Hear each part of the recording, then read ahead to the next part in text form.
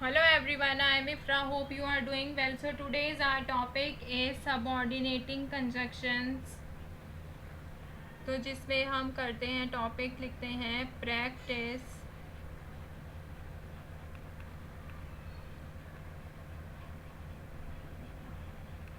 Exercise. किसकी है practice exercise?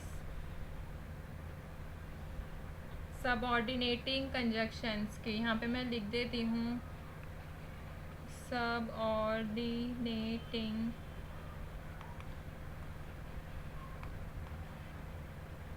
Conjunctions. ठीक है, तो यहाँ पे लिखते हैं अपना फर्स्ट क्वेश्चन। तो सबऑर्डिनेटिंग कंजक्शन से आपको याद है सबऑर्डिनेटिंग कंजक्शन क्या था कि एक डिपेंडेंट क्लॉज और एक इंडिपेंडेंट क्लॉज को जो कनेक्ट करते थे। ओके, तो अपना क्वेश्चन लिखते हैं यहाँ पे fill in the blanks. Question fill in the blanks. First sentence लिखते हैं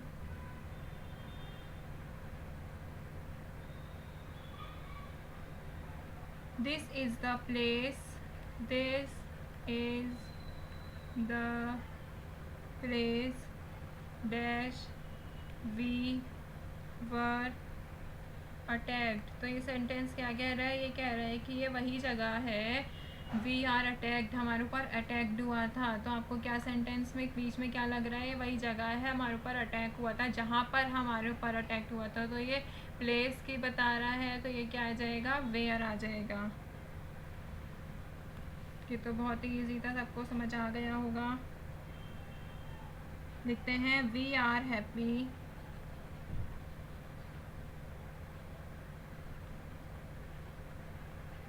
डैश वी received the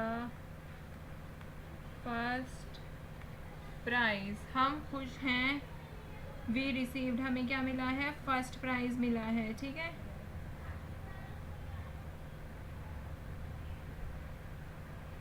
तो ये सेंटेंस क्या कह रहा है? We are happy dash we receive. बताइए आप इसमें कौन सा कंजक्शन आना चाहिए? व्हेन, टाइम की बात हो रही है। वाइट कलर से लिखती हूँ ना। व्हेन वी रिसीव मतलब फर्स्ट प्राइज जब हमें रिसीव होता है उस वक्त हम खुश होते हैं।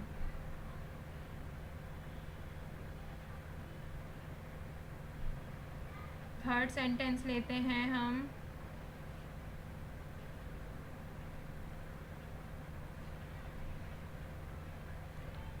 Dash he work hard he failed. ये सेंटेंस कह रहा है कि उसने वर्क हार्ड किया, मतलब उसने बहुत मेहनत की, बट ही फेल्ड, वो फेल हो चुका है। तो इसमें क्या आना चाहिए कि हमें पता है उसने बहुत मेहनत की थी। तो क्या होता है? हालांकि उसने मेहनत की थी लेकिन वो फेल हो गया। तो इसमें क्या आ जाएगा? एल दो। एल दो मतलब क्या होता है? हालांकि, ये ला है। ठीक है,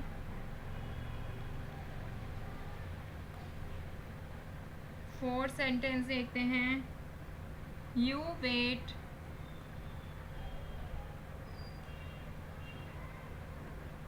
हियर डैश आई कम। अगर मैं कहीं पे जाती हूँ, जैसे मान लीजिए कि मैं किसी स्टोर में गई हूँ शॉपिंग करने, तो मैं क्या बोलूँगी अगर मुझे किसी को बाहर खड़ा करना है कि मैं आ रही हूँ, वो सॉरी तुम इधर वेट करो जब तक मैं वापस आती हूँ। तो जब तक का इंग्लिश क्या होता है? Till. You wait here till I come, जब तक मैं आती हूँ। ठीक है, इसका मतलब क्या होता है? जब तक। वैसे ये पता ही होगा सबको। नेक्स्ट पेज लेते हैं हम अपना fifth question. There was silence dash after, ये तो मैंने आंसर ही बता दिया। इसमें ये वाला नहीं लेते हैं हम, दूसरा सेंटेंस लिखते हैं। आफ्टर ही तो उसका आंसर था, वो मेरे मुंह से निकल गया। लेते हैं she begin to cry dash she had lost her bag लिख देते हैं। तो ये सेंटेंस क्या कह रहा है, उसने रोना शुरू कर दिया। शी हैड लॉस्ट हर मतलब वो रो रही थी, उसका बैग खो गया। तो इसमें क्या हो जाएगा, क्यों रो रही थी, हमें इसमें क्या पता चल रहा है, रीज़न पता चल रहा है। तो ये क्या हो जाएगा, बिकॉज वो रो रही थी। This is dependent clause. हमें इसको पढ़ के समझ नहीं आ रहा है, हमें आगे पढ़ने की ज़रूरत है कि वो क्यों रो रही थी, क्योंकि उसने अपना बैग खो दिया है। ये क्या हो जाएगा हमारा, इंडिपेंडेंट क्लॉज। सिक्स सेंटेंस अगर मैं देखती हूँ तो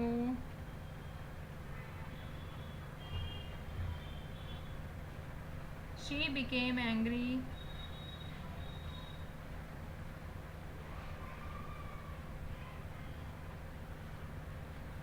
डैश आई सेड एनीथिंग। उसको गुस्सा आ गया मेरे बोलने से पहले। ये क्या बता रहा है, टाइम को बता रहा है, ठीक है। ऐसे ही हम 7 सेंटेंस लेते हैं। तो आप अभी तक आपको सब ऑर्डिनेटिंग कंजक्शंस कौन कौन से होते हैं ये तो अलग अलग यूज़ करके पता चल रहे होंगे। सेंटेंस में कैसे यूज़ होते हैं आपको ये भी आइडिया हो गया होगा। फिर भी अगर आपको कोई डाउट होगा तो आप मुझे कमेंट करके बताइएगा, मैं आपका डाउट क्लियर करूँगी। और अभी इसी वीडियो को कंटिन्यू करते हैं। और एग्जांपल अगर देखें तो dash you work hard you will get the cash prize। तो ये क्या कह रहा है कि तुम मेहनत करो, मतलब यू वर्क हार्ड, तुम मेहनत करोगे तो क्या होगा, यू विल गेट, तुम्हें कैश प्राइज़ मिलेगा। मतलब कहीं की बात कर रहे हैं तो क्या मिलेगा उसको, प्राइज़ मिलेगा, कैश प्राइज़ मिलेगा। तो इसमें क्या हो जाएगा कि कब मिलेगा, इफ़ अगर अगर तुम मेहनत करोगे तो मिलेगा, ठीक है। 8 सेंटेंस अगर मैं लिखूँ यहाँ पर, she will not come dash we compel her. तो ये सेंटेंस क्या कह रहा है, ये कह रहा है शी विल नॉट कम, वो नहीं आएगी।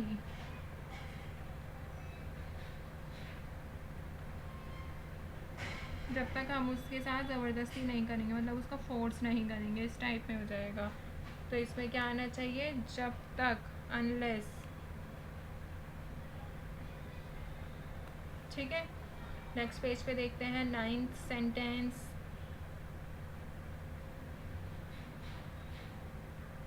द पीपल वर लिसनिंग, लिखिए यहाँ पे, the people were listening eagerly dash the leader was speaking। the people were listening eagerly, वे सुन रहे थे, बहुत उत्सुक होकर सुन रहे थे। पीपल मतलब ये सेंटेंस कह रहा है लोग बहुत उत्सुक होकर सुन रहे थे। द लीडर वॉज स्पीकिंग, जब वो लीडर बोल रहा था। तो यहाँ पे जब का क्या हो जाएगा, वाइल, जब वो लीडर बोल रहा था। अपना लास्ट सेंटेंस देखते हैं।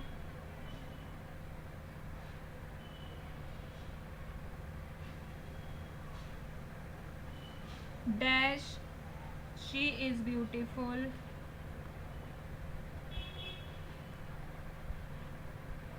She is not intelligent.